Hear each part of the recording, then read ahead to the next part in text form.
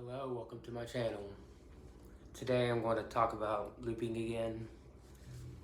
I've made a couple of videos the last couple of days, and I don't think there's enough bass player videos that show looping, so I thought I'd help some people out by giving some more basic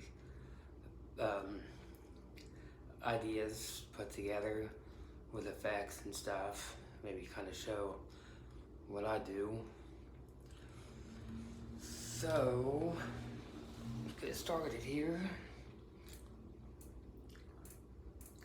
I'm going to play something that I play a lot, just to give an example.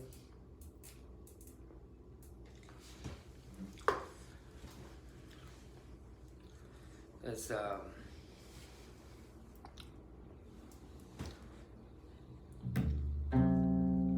at a D Mixolydian, D shape.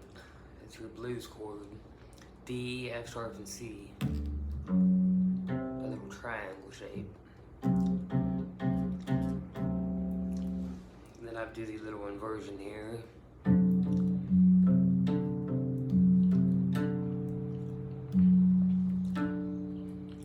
The way I think about it, you got your D right here on your 4th string, 7th fret.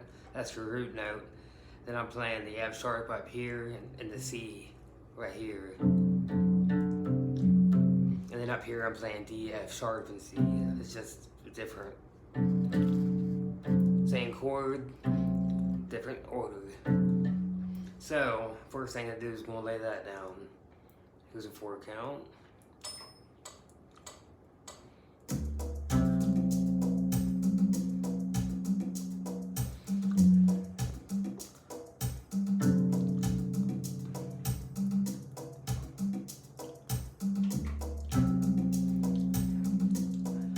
Mistake.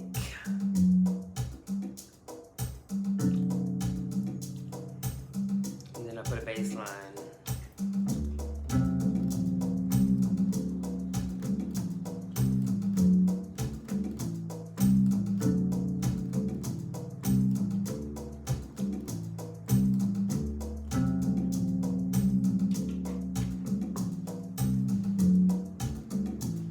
Then I like to put chorus on. And a little bit of drive, tube drive for this sound. What that does, you got the bass in the low octave here, got that chord kind of in the middle. Then I use some effects to kind of differentiate the sound. Kind of sounds more like a guitar in a way, but guitar is not as bad, not even close. They can play guitar all they want. I'll stick to my bass.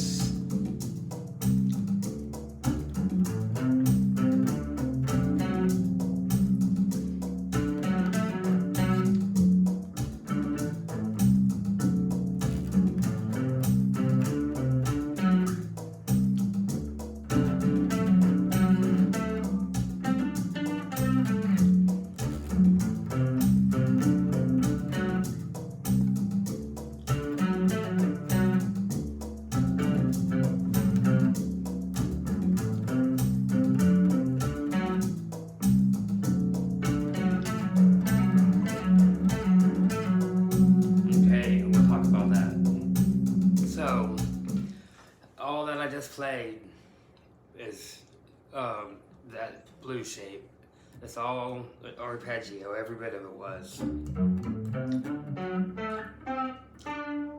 It's all, this is D, F sharp, A, C, D, F sharp, A, C. And then you got your D back here, and you can run it back down. And I just hit this octave, same notes. You got your D here. So you want to learn these shapes. This D shape and this D shape. So you can jump across the octaves. That's all I'm doing the whole time, and I'll play it one more time. But it sounds awesome, and it's a good, simple thing you can do. And one more point, you don't have to do it in D. You can take the whole thing, including the bass line, and move it up a whole step, play that same bass line, and do it out of E if you want to do it out of E. And same concept, you don't even have to use that Mixolydian shape. That's just one of the sounds I've been working on. But anyways, again, same shape.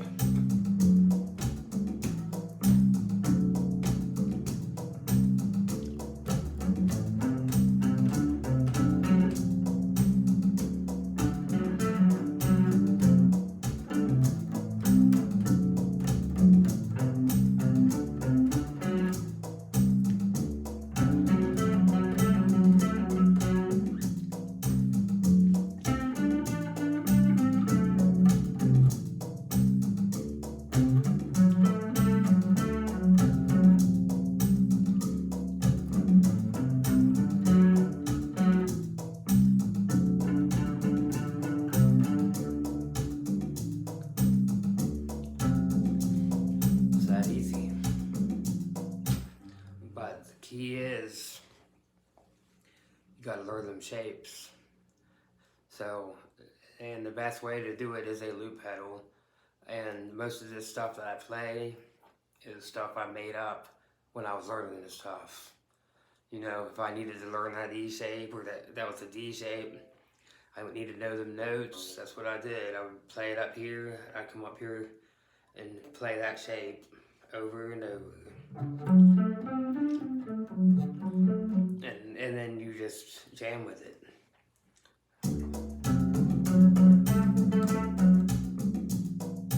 If you can only play two notes, only play two notes. Play back and forth until you get the two notes memorized. Then you add that third note in.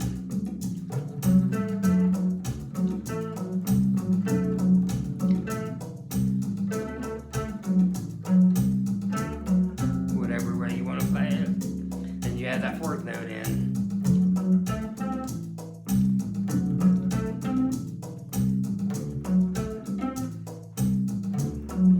Then you play it backwards.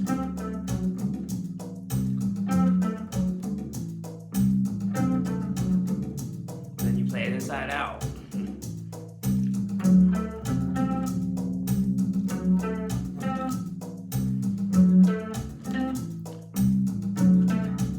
That easy. You know, once you get that down, you can add that.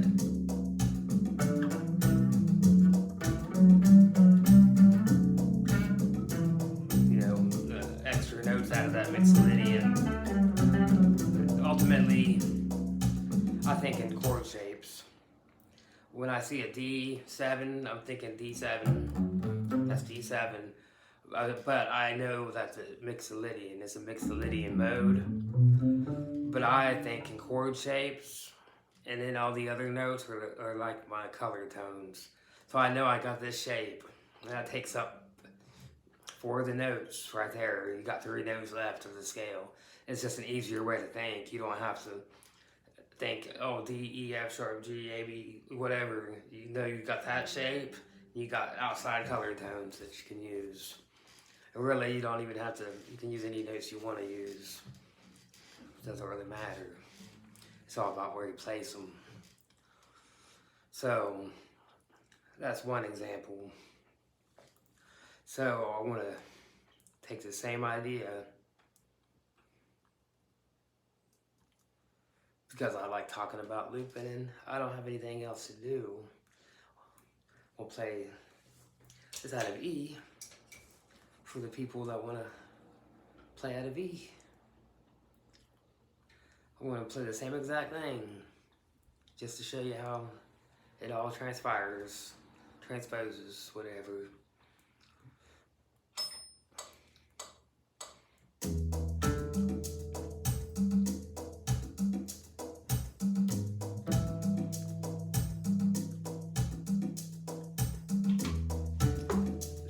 exact shape, same exact beat, same exact everything. Now here's your E.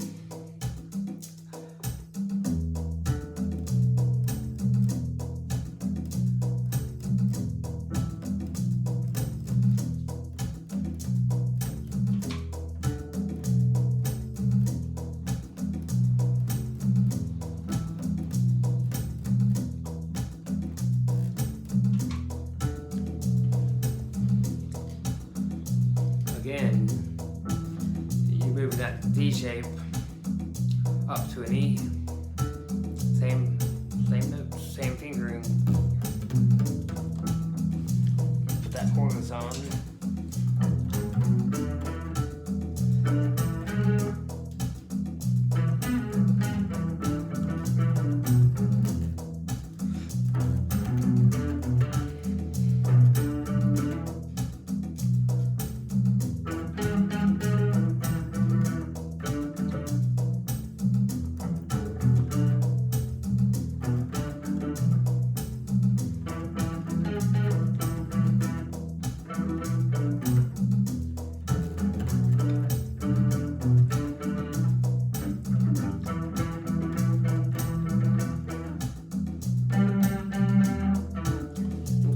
So, you get the point. Now, if you I do that at least 10 times a day. Smash that guitar neck against the table. But anyways, sorry. You can take that E shape and say you want to add a harmony or just something else in the background, make it varied. So I got all these effects, and I'll just I like certain ones, of course, but sometimes I just pick random because I like it. That makes you inspired. So you get this kind of weird ass sound, but that's not really what I'm looking for yet. I don't think. It could be. Could be. That's kind of cool to do. But it's too much like the other sound. And then, what's this? No, I don't like that. I already tried that. Got the old delay. Delay's fun. Let's see what the delay will do today.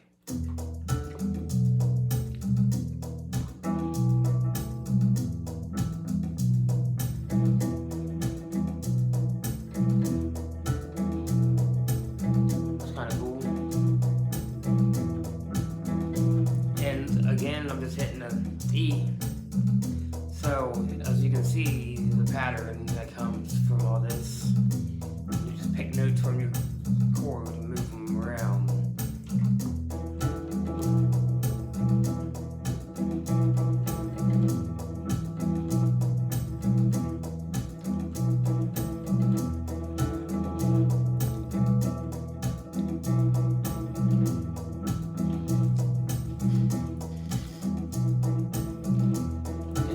Like it, you hold down the play button and it magically disappears. But I still like that sound, so I'll just try and tame it back a little bit so it's not so prominent. Maybe up here.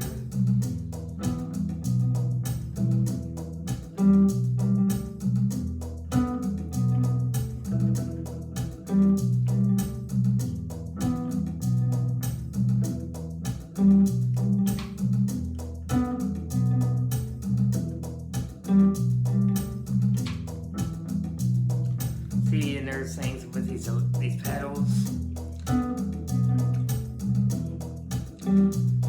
that I don't understand sometimes. Is like, I'll record a second part and it'll pause, and I'll play it perfectly in time.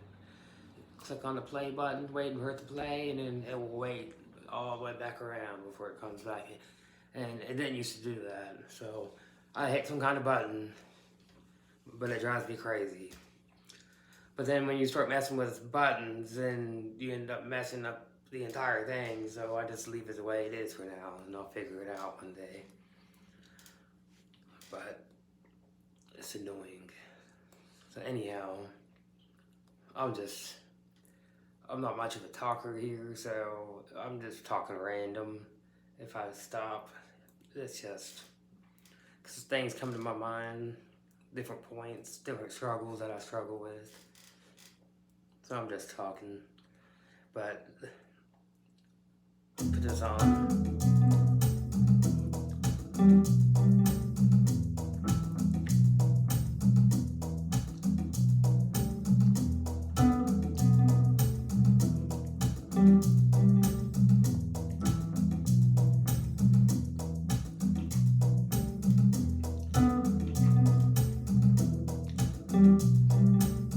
So it's alright, it's kind of cool, and I'll do stuff like this on my lives, and it doesn't mean I like it, but I'll just to try and get different ideas. Maybe sometimes I don't like something, but that will push me to try out different sounds, and I come across something I do like.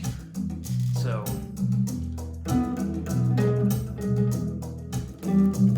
let's put that chorus back on. Just to add some, again, when you mix all this stuff, when you mix different sounds too, it makes all the parts stand out. So you're not all jumbled in the same octaves. But anyways, back. So what's this?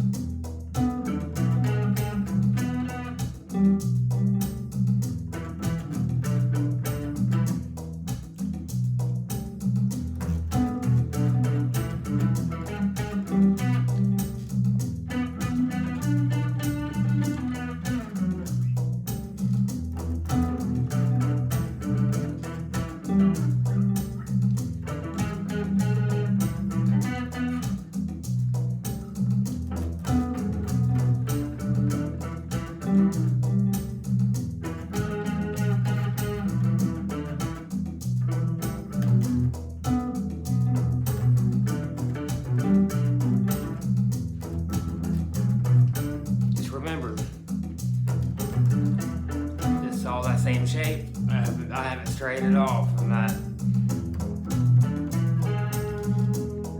That's what, and again, when I simplify, I think in triads all the time.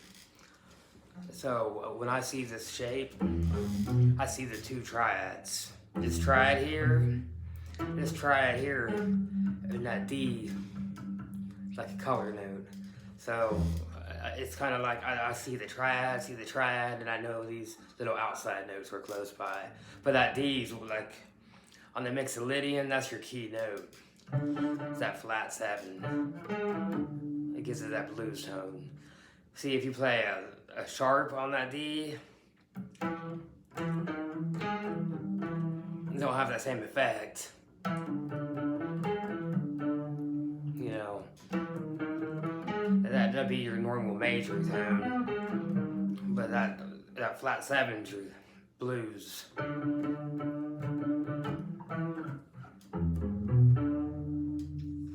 It's a good one. This is a good chord.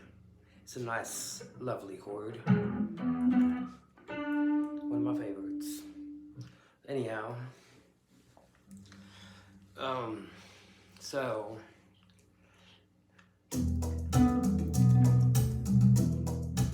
And that little delay thing gave a different kind of vibe to it all from the D, last D shape. So, and then you can keep on going if you want to. You can layer another, and again, if you got effects, try to use different effects each time because it differentiates. Or, you know, that sounds similar. I like to do it in the reverbs. So you can dial in this, and you crank the mix up and the decay up, like way high. you get these wicked backgrounds, like, but when I'm playing through this Focusrite, I gotta watch this little meter as it goes up in the red if it clips. So when I start seeing it rising or I can hear it, I just take this volume knob, I crank it down a little bit, and you can bring it in and out if you want to.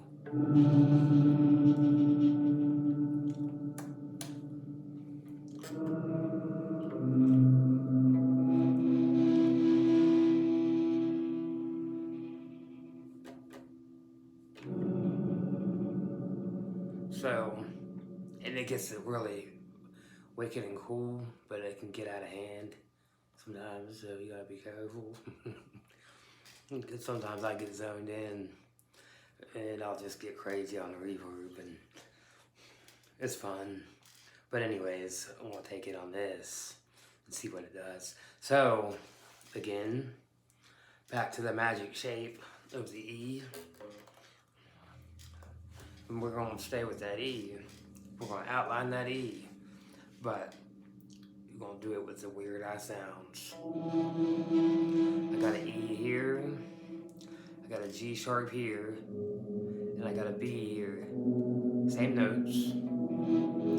It's very important, and this is what has made me where I'm at today. And as far as bass playing, I know where every single E, G sharp, and B and D are on this entire neck. I know every single one of them, and in most chords, because I sit here and I do this. I mean, when you put all this stuff together and you got to constantly think about notes and the notes that you're putting behind, you're using all that stuff, and it's just, it'll stick in your head, and then eventually you don't even have to think about it. It just comes out, you know. So I just, and not only is looping fun and sounds awesome, but it just teaches you so much. It teaches you about timing, because you got to place, not only you got to separate your sounds to keep it from getting jumbled, you got to separate your beats kind of too, and because you don't want them all on the same beat, and it will teach you how to get these funky type rhythms going naturally, you know. At least for me, it did me. Maybe I'm just that way, I don't know. But anyhow, learn all your notes. I'm gonna put this reverb in. Here we go.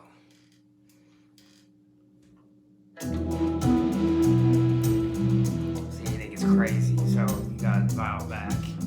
There you go.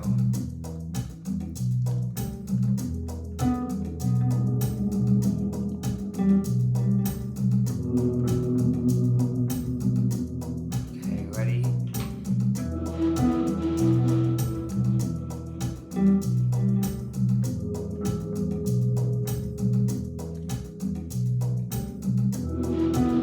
If y'all ever know Led Zeppelin, every time I play these kind of stuff, it makes me think of Jimmy Page and his bow. And he looked like he's just conjuring stuff up. He was so bad. But anyways. And, okay, I made a mistake here.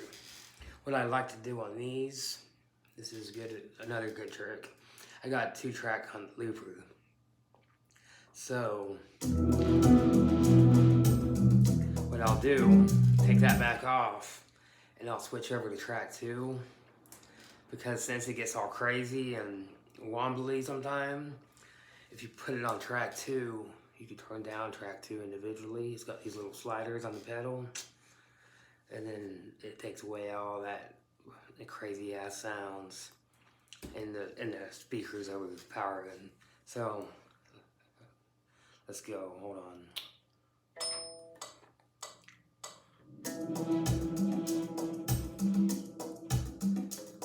I think I just deleted my entire loop. That's lovely. Well, you know what that means. Hold on.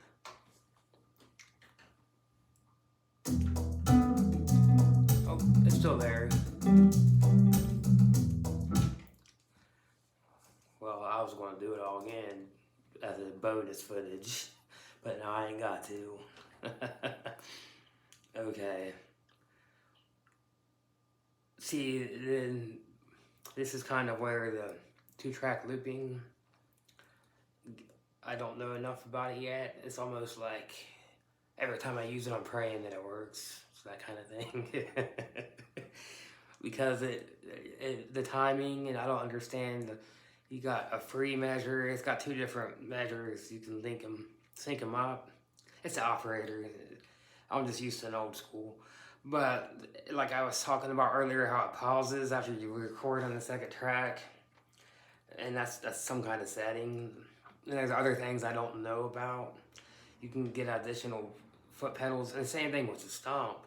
Like, I don't even use the full power of either of these pedals, which is cool because I never used effects up until I started getting on YouTube. And once I got that stomp pedal, man, it's mind-blowingly good. It changed my whole, like, all the sounds I got up here, I can bring them out. You know, I've walked around for years with sounds in my head, and you just don't know how to get them out. And that was the key. And you can do so much with them. But again, the 2-track looping, I want to try this here. But back to the point, I get rambling. I want to play the same notes. I want to do the delay on track 2. That way, if it gets overwhelming, I can dial it back. And then if it doesn't sound good, just delete it. Simple. Okay, let's go.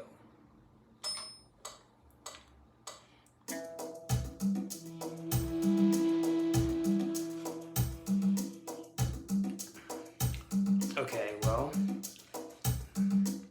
it's not, I think I just figured this out though. I did, but this is cool because it's not playing the first track. You have to hold this track select down and it'll play it both. But I just realized just now that the way I just started recording that loop, I could take 2 separate parts and put them together, one after the other instead of both together. So that's wicked, but it don't matter right now. Anyways, let me get back to this. See if I'm right.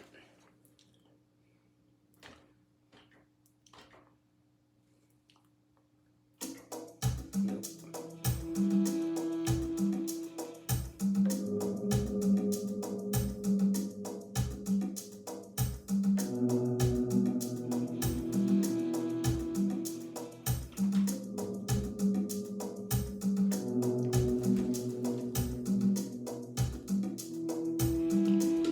Okay, well.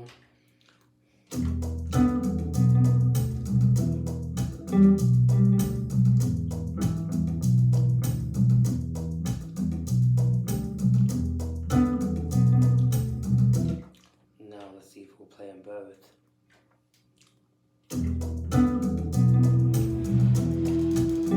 See, now I can turn that down and up.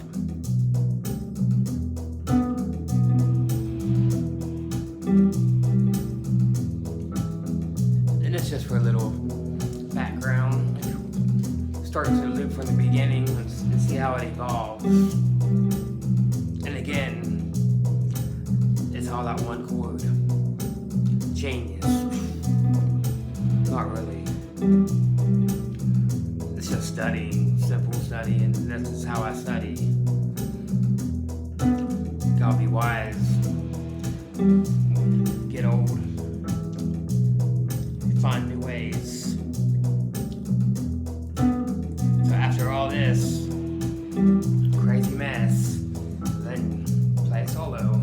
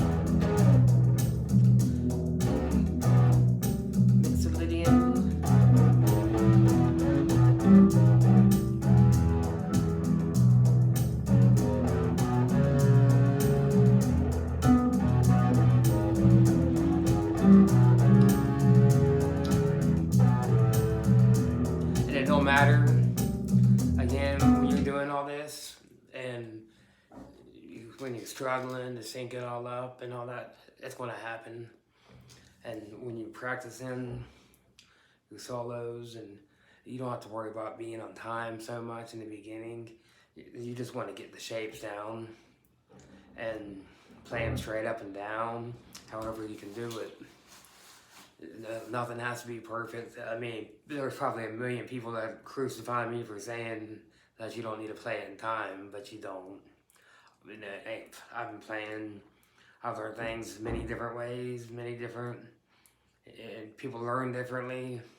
I've used metronome religiously, and I've gone without using a metronome because not everybody's a professional and has all that time.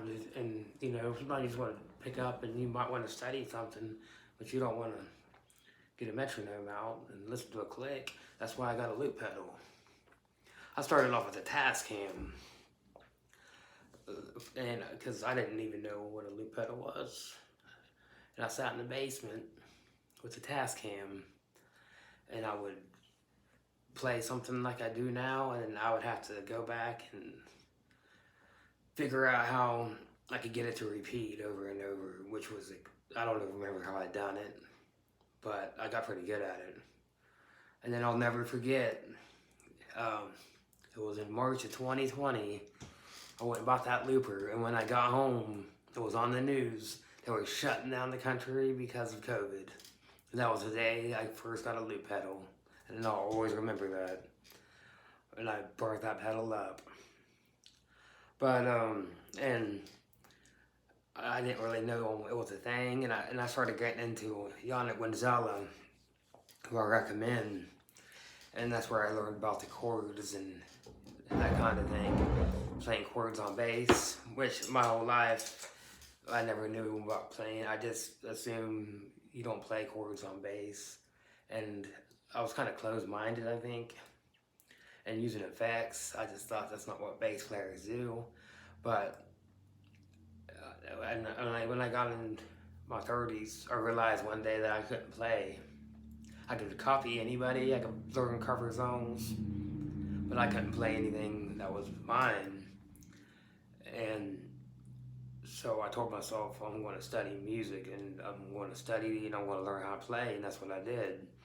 And I started off just playing chords. When I was learning the chords, I started off with tenths, and get these effects off.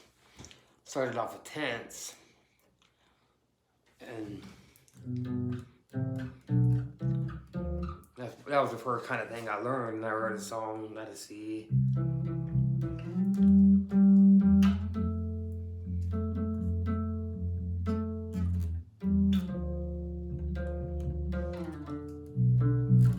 Basically, I just started writing stuff, using that stuff. But I would practice these chord shapes, 2-5-1s.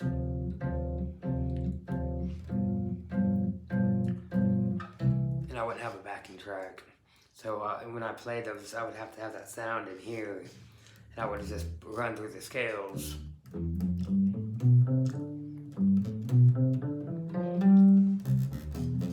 Which then on a 2-5-1, you're playing your Dorian, Mixolydian, and Ionian. And I would just practice those straight up and down and try to keep that timing that I heard in my head. You know, and then I moved on to the Tascam and all that. And then once I got the looper, I love it. It's just the best way to study. But, I don't know. I'm not very good at making videos, so it's just random. I figure the best thing I can do is sit down and talk as things come to me instead of trying to plan something out, because I'm just not that person. And so if it's random, I'm sorry, but my whole point is I thought I'd give several videos of just doing what I've done today, and the people can fast forward if they don't want to hear me talking, whatever.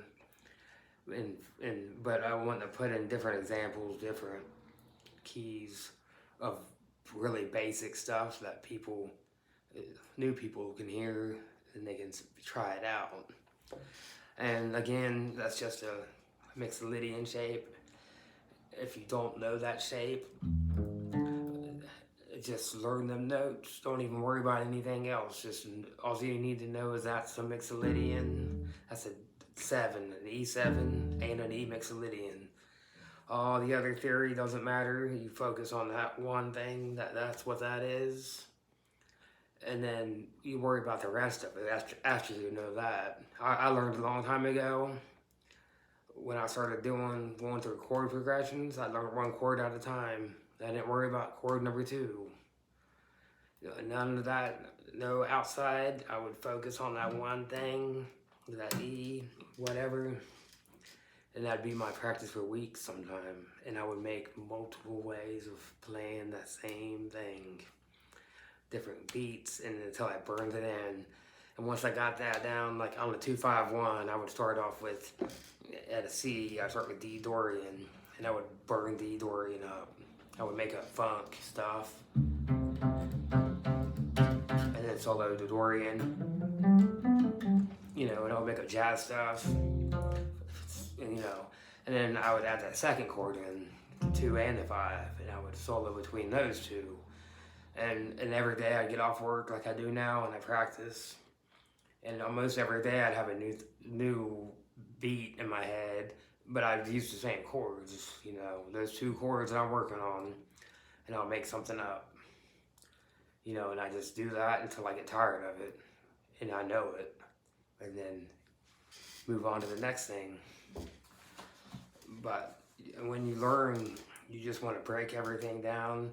You don't need, if you're learning a 1-4-5 progression, learn the 1, learn that 1 chord, and spend, I mean, weeks, if you have to, spend weeks.